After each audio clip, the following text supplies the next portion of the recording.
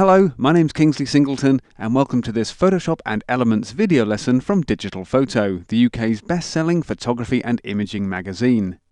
Now, take a look at this month's magazine and you'll find a whole host of tips on improving your digital portraits, showing both how to fix common problems in software and how to improve your camera skills to avoid future mistakes. And one of the biggest mistakes you can make is having a cluttered or distracting background, a bit like we've got here. This can really spoil an otherwise pleasing shot, so it's important that you know how to correct the issue either by shooting the right way or, in this case, by applying a Photoshop effect.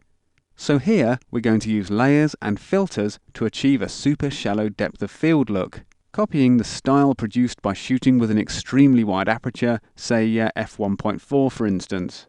And if I click through the various layers that make up our example image, you'll see how the effect has been built up in stages, with just a little bit of blur applied as we start to move away from the point of focus, that's the eyes, but lots more as we move into the background proper.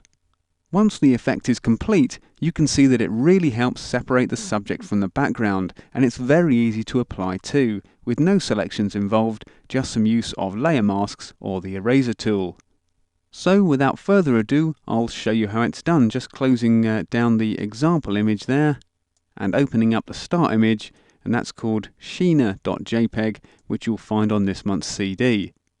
And though it's probably not the worst background in the world, things are certainly going to look a lot better once we've sorted it out in Photoshop. So the first thing we need to do is bring our layers palette onto the screen. Mine's just hiding off on the side there, and if you can't see yours, just come up to Window and down to Layers. And of course we need to see the layers palette because that's how we're going to be building up this blurring effect.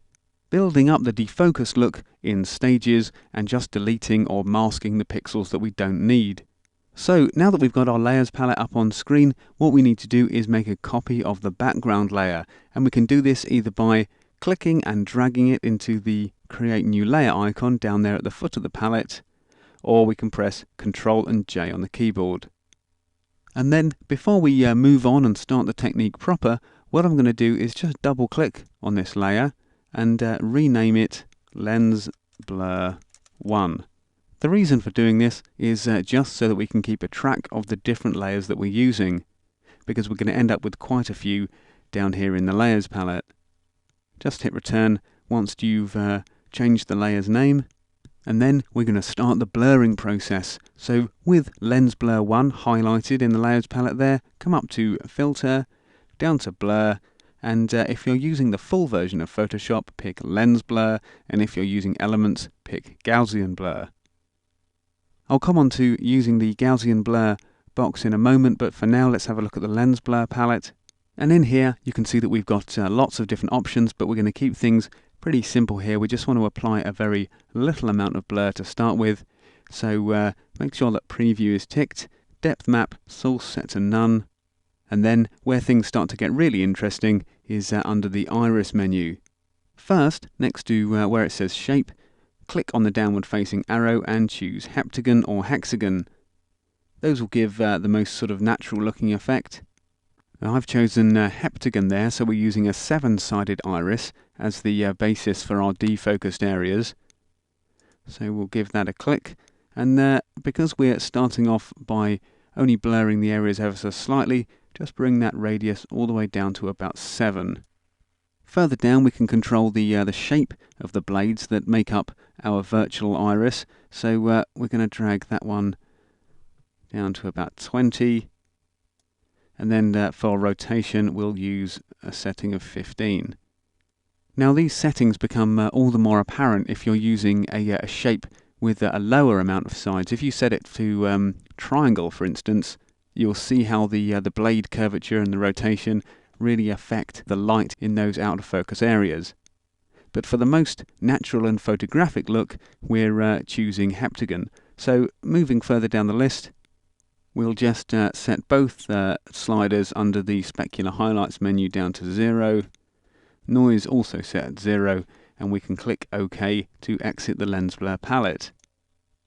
So no great difference at the moment, and even if we click on and off the eye icon next to our first blurred layer, we really can't see much difference. It's just a very, very subtle blurring effect that we've started off with, and we'll just be using this layer to kind of drop slightly out of focus the trailing eye there, and parts of the face as they get further away from the focus point, which is the leading eye on the model's left and our right.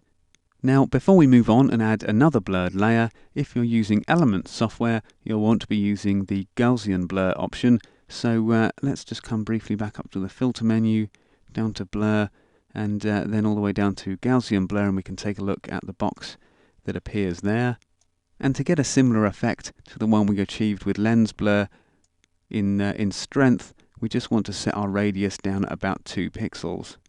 Once again, that's not having a huge impact at all really, even if we click on and off our preview box there, but building up the effect slowly is the way to go. So these first few layers will not sort of take the image by storm, but as we move through, we'll certainly start kind of defocusing it a lot more. So I'm going to cancel out of the Gaussian blur dialog box there, and I'm going to add the next blurred layer by making another copy of the background layer.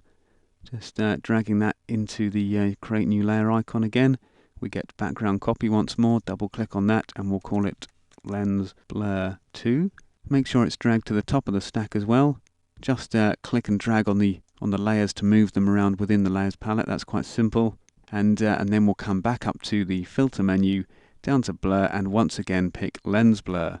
Now all I want to do here is roughly double the radius or the strength of the blurring effect that we used first time around. So I'm going to click and drag this one up to 15, and once again we can't see a huge amount of difference, but this is going to help our effect look a lot more natural when we come to mask it together.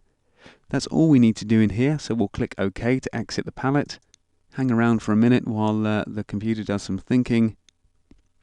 And if you're using Elements, yes, you've guessed it, you go back up to Filter, down to Blur, pick Gaussian Blur, and this time use an amount rather of 4 pixels, and just keep doubling the strength of that blurring effect as you move through the layers. Now, you may not be able to see on the screen at home, but we are starting to lose a little bit of clarity now, quite obviously, between our original background image and that second blurred layer.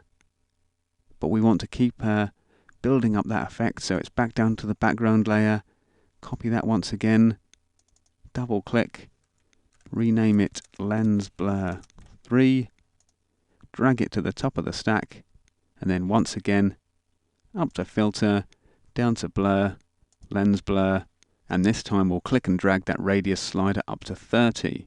So I think you can probably see where I'm going with this. I'm going to continue creating these blurred layers in the Layers palette, and I'll join you in a moment. Okay, so here we are with our 5 blurred layers in our Layers palette, each one slightly stronger than the last. So we started off with Lens Blur 1, and we used a radius of 7 in the Lens Blur palette, just giving us a very slight effect there. We then brought that up to 15 for the next one, 30 for the one after, 60 for the one after that, and for the final layer we went for a radius of 90, so not a strict doubling there, but it seemed to suit the image quite well. And as I said before, if you're working in Elements software, just keep doubling the value you put in on the amount slider, and you should end up with a very similar effect. So what we need to do now that we've got all of our blurring done is start making sure that it's applied selectively exactly where we want it in the image. That means making the background really defocused, but keeping the subject nice and sharp. And the way that we're going to do this in the full version of Photoshop is by applying a layer mask to each of these blurred layers. In Elements, it's simply a matter of doing roughly the same thing with the eraser tool, but I'll come on to that in a few minutes. First, we'll take a look at the layer masks and see how they work. So, to add a layer mask to the image, first make sure that the top layer, Lens Blur 5, is selected in the Layers palette, and then come down to the foot of the Layers palette there and click on the Add Layer Mask icon. As soon as you do that, another thumbnail will appear right next to the proper layer thumbnail, and this is the layer mask. And what we're going to do is use this mask to hide the pixels we don't want to see on these blurred layers, eventually revealing the sharp background layer down there at the foot of the palette, just by working through these layers and applying different strengths of mask and masking out different parts of the image.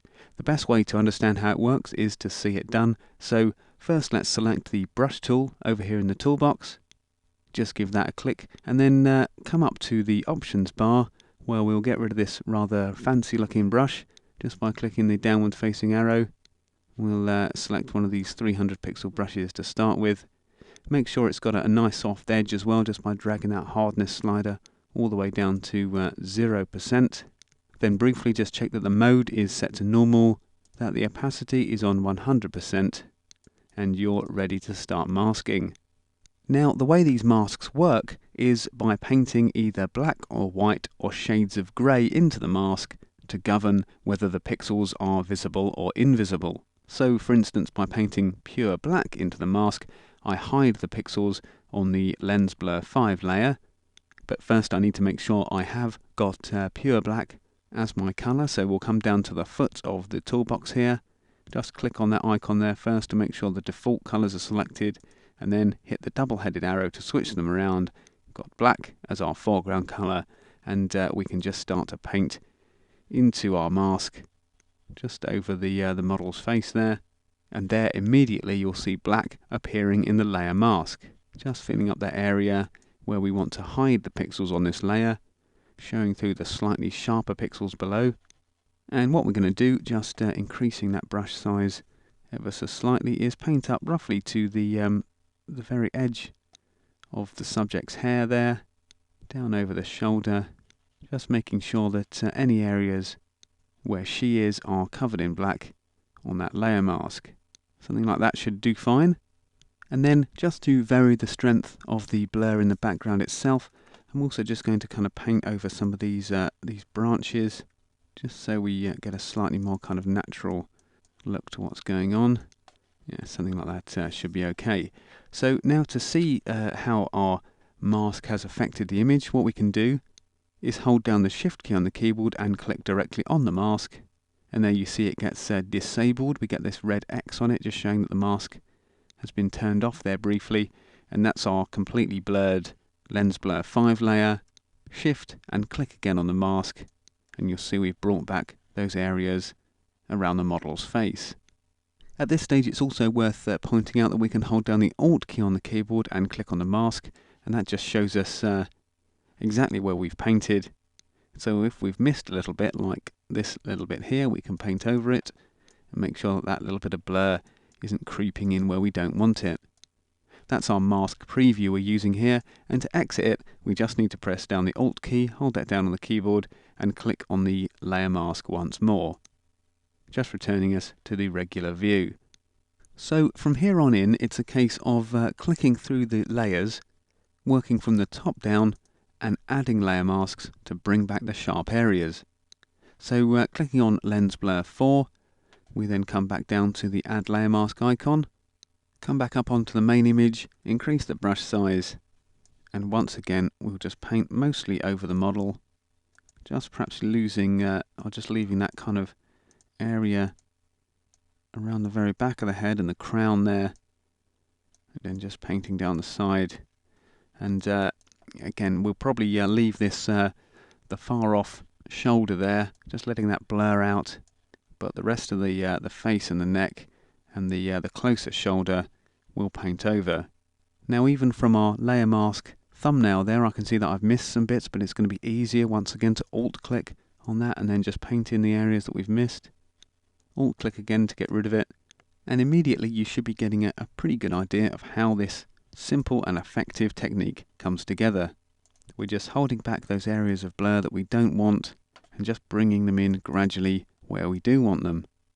So then it's on to the Lens Blur 3 layer. Give that a click to highlight it, add another layer mask, and once again we'll this time paint over the model's face. And what we need to do is start thinking sort of in 3 dimensions really, just working out which parts of the subject were further away from the focus point, and therefore which ones we need to keep blurred. So we're painting over the whole of the face at this point, right up to the cheek there, but these areas of hair that are falling away into the distance, those can be left nice and blurred, and therefore so can this scarf. But the front of the scarf, which is probably sort of roughly in line with the eye and the rest of the face, we can paint over to bring back into focus. So we'll bring that in here as well, and also this kind of closer hair. But the leading shoulder there, just as we did with the trailing shoulder, we can leave a little softer. Just building up the effect gradually and naturally, so that the defocusing effect appears to just kind of fall away where we don't want it. Even the top of the head here would still be probably slightly in focus, but as you can see from our layer mask there, it's a lot sort of smaller, the area of black that we're covering, than the one above it. Down to the lens blur 2 layer then, add another layer mask. Once again we'll keep that whole area of face in sharp focus, so we'll paint over that. Just a few areas of the scarf now, just trying to work out where it's either falling away or moving closer to the camera. Something around about there I think should be okay. And then finally down to the lens blur 1 layer, that's the first layer of blur that we added with a very slight amount of blur. And we'll add the final layer mask, and this time we'll just zoom in on the image a little.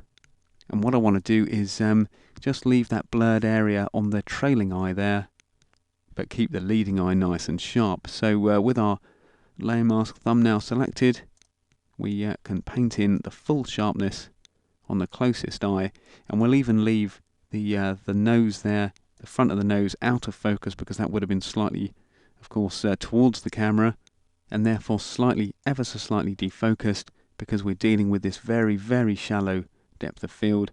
And even the mouth there, as it moves further away, we can leave slightly defocused. So we're really just kind of painting a few areas here in with black, just to bring those sharp areas in. Now I think I might bring a few of these strands of hair back into focus as well, so we'll come back up to one of the previous layer masks, and it's important that once we've painted on the one here on lens blur 4, we'll just bring some of those strands of hair back through, that we also click on the next one down and do the same. So you can see that we're just sharpening those areas up, maybe just dropping that brush size slightly, just because those bits of hair are kind of on the same line as that closest eye, or at least the trailing eye there.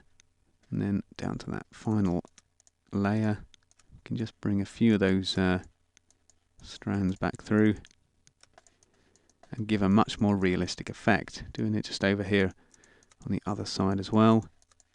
And really it's just about kind of working through some of these areas that are a little bit closer to the lens until you've got an effect that you're really happy with. So let's just zoom out again slightly, and I think that's starting to come together really well.